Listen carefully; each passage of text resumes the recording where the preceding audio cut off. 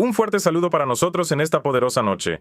Bueno, en los últimos años hemos estado escuchando todo el tiempo. Europa esto, Europa aquello, en relación con Ucrania. Allá está esa coalición de hambrientos, o sea, de los que quieren comer. Por ahí Europa quiere meterse en el proceso de negociación entre Ucrania y Rusia, mientras que Estados Unidos se ha hecho a un lado. Pero vamos a ver qué está pasando realmente ahí, porque ahora muchos dicen que si Europa esto, que si Europa lo otro. Pero en realidad la situación es un poco diferente. Bueno, ante todo es que sí se están metiendo en nuestro proceso de negociación. Aquí, por ejemplo, Rusia ya declaró que no está en contra de que la Unión Europea sea mediadora, a pesar de que, les recuerdo, Ushakov, creo que es el representante especial de Putin, les dijo directamente a esos mismos enviados de Monsieur Macron que se fueran. Pero ellos, al parecer, regresaron con fuerzas y posibilidades adicionales y quieren participar en el proceso de negociación. Putin quiere ver como negociador a Gerhard Schröder. Disculpen, los nombres alemanes son difíciles para mí, pero en la Unión Europea están buscando otros candidatos. Y además están dispuestos a negociar con todos. Aunque aquí proponen tanto a Mers Portagenos como al presidente de Finlandia y a muchos otros. Pero por ahora la cosa sigue estancada y todavía están acordando quiénes serán los negociadores y no está claro qué pasa con ellos. El propio Merz dice que a la propuesta de negociaciones, la Federación Rusa responde con bombardeos. Dicen que Europa está lista para sentarse a la mesa de negociaciones, pero primero deben cesar las hostilidades. Aquí también surge la pregunta, bueno, es decir, naturalmente, todos nosotros, creo que la mayoría, de nuevo, de los espectadores de este canal estamos a favor de la paz. Pero ¿cuándo se detenían las hostilidades antes de que entrara en vigor algún acuerdo? Primero las partes normalmente llegan a un acuerdo y después se detienen las hostilidades. Esto sucede de nuevo cuando empiezan a aplicarse las disposiciones de ese tratado de paz. Pero Portagernos Mers es muy poderoso y quiere que primero pase todo y después ya negociar. ¿Cómo y por qué? Es absolutamente imposible de entender. En resumen, acusó a Rusia de no querer terminar la guerra contra Ucrania, diciendo que cada vez que se le propone negociar, responde intensificando los ataques. Y aquí, de nuevo, vale la pena recordar que ahora Zelensky empieza a decir que vamos a golpear aquí y allá. Y, por cierto, que hoy declaró que ya habló incluso de ataques preventivos, por ejemplo, contra Bielorrusia, si de repente algo no le gusta a ese poderoso equipo de Kiev. Y no estoy exagerando, en la mañana habrá un video sobre este tema. Hay cosas sumamente interesantes ahí que les recomiendo. Es como un adelanto de un nuevo video dentro del actual. Les recomiendo mucho que mañana en la mañana vean el video sobre estas mismas amenazas de Zelensky. Está muy fuerte, la verdad no me lo esperaba. Y aquí está Merz. Por supuesto, toda Europa no ve lo que hace Zelensky, solo ve lo que hace Putin. Por supuesto, él hace cosas malas. O sea, no estoy minimizando la culpa de nadie aquí. Pero el hecho de que de un lado esto se valore y del otro no, se ve bastante extraño. Europa, dice Merz, está lista para sentarse a la mesa de negociaciones. A la mesa, sí, con Ucrania, con Rusia, con Estados Unidos, pero según él, primero deben cesar las hostilidades. Rusia debe estar lista para negociar. Por ahora, Moscú ha respondido a cada propuesta de negociación con bombardeos aún más intensos, incluso contra la infraestructura civil. Esto debe terminar, dice Merz. Esta es una condición para que las negociaciones siquiera puedan llevarse a cabo. Y Zelensky, por cierto, también declaró hace unos días que Europa debe ser parte del proceso de negociación. Agregando a esta nuestra tríada, Cisne, Cangrejo y Lucio también a Europa, es decir, originalmente se acordó que serían Rusia, Estados Unidos y Ucrania. Ahora, si agregamos a uno más, no se llega a ningún acuerdo, es decir, una parte no entiende a la otra o no está de acuerdo con ella. Ahora se suma un cuarto jugador, pero, al parecer, lo más probable es que estos mismos europeos piensan que si agregan un elemento más a esta composición tan complicada, entonces todo, de inmediato, la composición encajará. El proceso de paz se pondrá en marcha, y todo será maravilloso. En mi opinión, mientras más elementos haya en un sistema, más complejo se vuelve ese sistema. Al parecer, Portagenos Merz tiene una opinión un poco diferente, pero no somos nosotros quienes debemos juzgar eso, no somos políticos. Y ahora, por cierto, hablemos de a dónde han llegado ya estos políticos. Sin embargo, en Europa se están llevando a cabo intensas negociaciones sobre caminos hacia la paz en Ucrania. Los países europeos están discutiendo activamente, posiblemente, formas de poner fin a la guerra. Y Ucrania, todos vimos esos intentos junto con Salfetovskaya y Lozovskaya. Me refiero a que Macron estaba ahí en ese momento, creo que también Stark. Merz. Y alguien más estaba ahí, y escondían una especie de servilleta. además con Monsieur Macron en el mismo compartimiento del tren. Eso fue sumamente interesante. Por supuesto, se están llevando a cabo negociaciones sumamente intensas, naturalmente. Mientras Europa lleva a cabo negociaciones sumamente intensas por la paz, la economía de Europa está cayendo. Es sorprendente. O sea, tienen las manos ocupadas en un lado y no notan nada de lo que está pasando justo frente a ellos. Así es como es. Creo que el poema es inglés. El inglés, el señor Hobbes, anda por ahí, tiene un telescopio nuevo, ve montañas y mares, ta. Pero no ve nada de lo que tiene justo frente a su nariz. Bueno, es más o menos lo mismo. Y Bruselas ha empeorado la previsión de crecimiento económico para los países de la Unión Europea y ha elevado las expectativas de inflación. La principal razón mencionada son las consecuencias del nuevo shock energético debido a la guerra en Medio Oriente, que por cierto Alemania también apoya activamente y dice sí, ahora de alguna manera vamos a apoyar a Trump. Solo España se negó y Trump está amenazando con hacerle algo a España, pero hasta ahora no ha hecho nada. Yo vivo en España, soy ciudadano español y por ahora todo está tranquilo aquí, así que las amenazas de la Paloma de la Paz siguen siendo solo amenazas. ¿Y qué pasa con Alemania? Bueno, ahí sí está duro. En general se dice que el Producto Interno Bruto total de los 27 países de la Unión Europea crecerá solo un 0.1% este año frente al 1.5% en 2020. Dicen que este año la economía de la Unión Europea se enfrentó a un nuevo shock energético, lo que lleva al aumento de los costos de producción y de los precios al consumidor, lo que a su vez frena el consumo. Las ganancias de muchas empresas europeas disminuirán, mientras que el nivel de incertidumbre sigue siendo alto. Y hoy leí que, por cierto, muchísimas empresas están cerrando. En Europa, por ejemplo, un líder mundial muy conocido en el campo de la fabricación de maquinaria especializada hizo un anuncio. Esta empresa está en bancarrota, o, bueno, primero eso, luego cierra, y las fábricas automotrices alemanas corren el riesgo de ser vendidas a China. Eso es lo segundo. Nos escriben que la industria automotriz alemana está al borde de una decadencia histórica, pero al parecer no le prestan atención a eso. Esos mismos líderes poderosos... No sé, por cierto, cómo se dice poderoso en alemán. Por favor, escríbanlo en los comentarios si alguien lo sabe. Vamos a llamarlos por su nombre, a todos esos maravillosos líderes. Y además, por cierto, cerraron. Barta se vio obligada a cerrar la fábrica en Bulgaria, en Baviera, así es como todos están cerrando. Pero vamos a enviar miles de millones a Ucrania para que... ¿Qué les pasa? Pero para que la gente gane dinero con las armas, eso está claro. Todo lo demás sigue siendo muy ambiguo. ¿Cómo puede Europa declarar que Ucrania es un puercoespín de acero cuyas púas están dirigidas hacia Rusia? Pero por ahora, este puercoespín de acero da la impresión de que se está enrollando en una bola, pero con las púas hacia adentro, no hacia afuera, y eso se ve bastante extraño. Barta está cerrando, la Unión Europea está preparando un nuevo cierre de industrias y despidos, porque así se puede reducir, resulta, el consumo de gas en 15,000 millones de metros cúbicos, perfecto. O sea, se cierran empresas para reducir el consumo de gas, para no comprar ese gas a Rusia y al mismo tiempo se encoge la economía de Europa. No tengo palabras. Claro, no soy economista y no entiendo mucho de estos procesos. Pero lógicamente todo esto parece extraño, o sea, todo esto se cierra para ahorrar gas. Pero si vamos a las cavernas, entonces, bueno, caliéntalo con leña.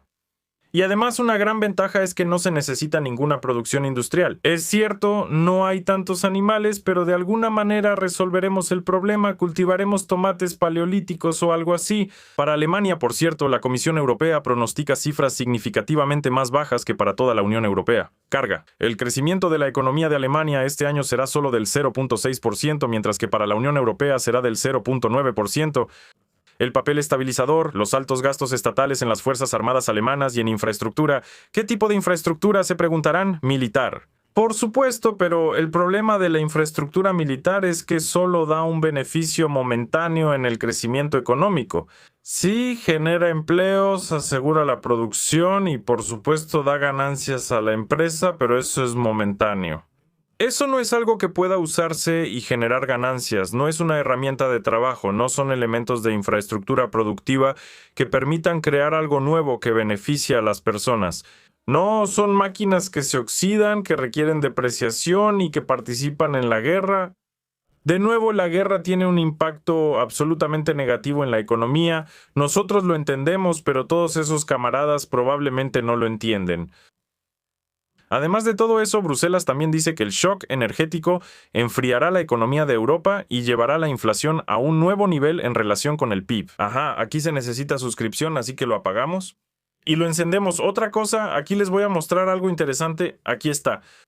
En resumen, encontré cuáles economías europeas están creciendo más rápido en el 26, y me gustaría que ustedes, estimados espectadores, supusieran cuáles realmente están creciendo. Probablemente la mayoría mencionaría a quiénes: Francia, Alemania, Italia, si acaso. ¿A quién más se podría mencionar? Bueno, a Suiza, por ejemplo. Pero no, me sorprendí tanto como ustedes cuando vi los datos reales sobre quiénes realmente están creciendo. ¿Y quiénes están cayendo? Miren este gráfico. En primer lugar en crecimiento está Chipre. En segundo lugar está Bulgaria. En tercer lugar España, que nunca ha sido el país más rico. En los últimos lugares tenemos a Irlanda, que fracasó en todo lo posible. Y Rumania, bueno, no sé qué tipo de industria hay en Rumania, pero al parecer no es muy buena. Alemania anda rezagada con un crecimiento del 0.3. Y está claro que ese no es el tipo de crecimiento que garantiza un desarrollo futuro. Eso probablemente es solo inercia. Nuestra locomotora ya avanza sin carbón. El fogón fue robado, o mejor dicho, entregado a quienes más lo necesitaban. Bueno, y por estos rieles torcidos, esa misma locomotora todavía avanza con esfuerzo, pero poco a poco va perdiendo velocidad, va perdiendo y perdiendo. Cuando se detenga, y más aún cuando, bueno, se puede imaginar que va bajando por una pequeña pendiente, cuando empiece a rodar hacia atrás, a toda la Unión Europea se le va a venir el mundo encima, que ya desde hace más de 5 años da la impresión de que busca suicidarse.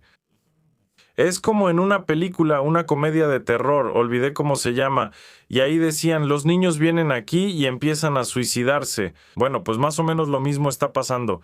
O sea, da la sensación de que los líderes de algunos países europeos, no diré de todos, pero de algunos, son como esos niños que están llevando al suicidio a la economía de su país. ¿Por qué? Tal vez los antiguos líderes les hicieron algo, tal vez no les gustaba ir a la escuela, o no les gustaba la universidad, o tal vez odian la producción, pero el hecho es que en todo esto, quien realmente está teniendo éxito es Alemania. España, por cierto, está haciendo todo de manera muy lógica ahora. Claro que hay algunos problemas, pero yo vivo en el país y se están tomando medidas absolutamente lógicas, excepto, de nuevo, o sea, una de las mejores opciones en toda esta Alemania la tiene España. Chipre realmente me sorprendió, y veamos por qué está creciendo. Porque aquí las tasas de crecimiento en Chipre son casi 4 veces, se dice superiores al promedio de la zona euro. La razón del crecimiento es el consumo privado sólido, el aumento de las inversiones, las cuentas offshore, hay que pensarlo así, apoyadas por los fondos del Plan de Recuperación y Resiliencia de la Unión Europea y una temporada turística récord. Luego Bulgaria. Bulgaria está creciendo gracias al euro. Es curioso porque Bulgaria no es un país muy rico, pero España lidera gracias a los turistas. En sí, en los demás países de la Unión Europea, bueno, no es que la ruina esté por todos lados, pero está cerca de eso. Y lo más interesante es que en Europa ahora están empezando poco a poco a cambiar el tono sobre la migración. O sea, toda esa gente que trajeron por millones, parece que no cumplieron con las expectativas o está pasando algo raro, pero se dice que ahora hay menos entradas ilegales y más retornos. Europa habla cada vez con más dureza sobre la migración. En la reunión del ministro del Interior en Croacia volvió a sonar la fórmula de los últimos meses. Menos entradas irregulares, procedimientos más rápidos, más retornos de quienes no tienen derecho a quedarse. El comisario europeo de Interior y Migración, Magnus Brunner, declaró que la Unión Europea se encuentra en la fase final de una gran reforma del sistema de asilo y migración. Dicen que las fronteras exteriores deben ser controladas con más fuerza, las solicitudes de asilo deben ser procesadas más rápido, la protección debe ser otorgada a quienes realmente la merecen. Bueno, en resumen, es pura redundancia. Se está repitiendo lo que en principio ya se había dicho antes. Solo que no se sacan conclusiones de lo que se hacía antes, y sí, la deportación se ha intensificado, pero no mucho. Si tomamos en cuenta los millones que entraron, ahora están deportando a decenas de miles. Sin embargo, desde 2022, la cantidad de nuevos migrantes que llegaban a los países de la Unión Europea fue disminuyendo gradualmente, de 5.4 millones a 4.5 millones en 2024. Además, disminuyó la cantidad de solicitantes de asilo que obtuvieron el estatus de protección, y ese es el nivel más bajo desde 2019. En los países de la Unión Europea aumentó la cantidad de órdenes de deportación. En 2025 casi llegó al 500.000, pero esa sí es una cifra considerable. La mayoría de los migrantes provienen de Turquía. Después, por alguna razón, también están deportando a migrantes de Georgia. En tercer lugar están los sirios, con 8.370 personas. Hasta donde recuerdo, justamente de Siria y de esos otros países problemáticos llegó la mayor cantidad de gente. Y sin duda, los especialistas son los menos valorados. De allá vienen constructores, científicos e ingenieros. Por eso son a quienes menos deportan. Al parecer, así se considera en Europa. Y España, por cierto, emitió alrededor de 54.000 de esas órdenes. Luego siguen los Países Bajos con 32.000. En general, así está la situación aquí en Europa. Todo es bastante complicado ahora y no se ve el final de los problemas económicos. De nuevo, ahora por alguna razón están sustituyendo el concepto de desarrollo industrial por el desarrollo de infraestructura militar, aunque desde hace mucho se sabe que la infraestructura militar es solo una ayuda a corto plazo. Se podría decir que es como una ambulancia, un desfibrilador para la economía. Así es. Por ejemplo, lo mismo sucedió en Alemania en los años 40. La economía se desarrolló principalmente gracias a que las empresas industriales producían equipo militar. Cuando todo eso empezó a colapsar, esas empresas también empezaron a mostrar resultados no muy buenos. Al mismo tiempo, en Alemania creo que recientemente destruyeron la última planta nuclear, dando preferencia a la energía verde. La energía verde, por supuesto, está muy bien y muy bonito. Pero luego empiezan a quejarse, ¡ay, que tenemos estacionalidad! ¡Ay, que por alguna razón producimos menos energía por la noche que durante el día! ¡Ay, ¿y ahora qué hacemos? Pero aquí, por cierto, Francia lo está haciendo bien. No tocan sus plantas nucleares y siguen operándolas. Y en algunos otros países también empiezan a incluir plantas nucleares en el plan de desarrollo de algún país. Pero todo esto es difícil, y por lo que se puede ver con la economía, en Europa están pasando muchas cosas, pero de nuevo ellos apoyan la guerra y dicen, vamos, ahora vamos a asignar algunos miles de millones más, vamos a aceptar a algunos cientos de miles de refugiados más, y al parecer llegará la felicidad, y el jardín del Edén florecerá como nunca antes lo había hecho. Por cierto, escriban en los comentarios los que viven en Europa. ¿Cómo ven? ¿La prosperidad en su país está disminuyendo, aumentando o se mantiene igual? ¿En qué país han estado? ¿Dónde está mejor? ¿Dónde está peor? ¿Dónde es realmente terrible? Porque, bueno, tengo conocidos de Alemania que cuentan cosas realmente malas de allá. En Francia, más o menos, bueno, yo vivo en España. Sí, de nuevo lo repito, aquí todo está más o menos bien. A pesar de que el gobierno de Sánchez fue muy criticado, pero de repente empieza a tomar decisiones realmente lógicas que ayudan al desarrollo. Bueno, sobre países como Dinamarca, Suecia y otros realmente no sé nada, así que escriban si tienen tiempo. Sería bueno un comentario detallado. ¿Se podría hacer un episodio aparte solo con información de los espectadores? Bueno, creo que eso es todo. Espero que todos sigamos desarrollándonos y que no terminemos ardiendo en el fuego de una guerra nuclear. Al contrario, en vez de arder, crecer y cultivar todo lo hermoso, bueno y eterno. Adiós a todos.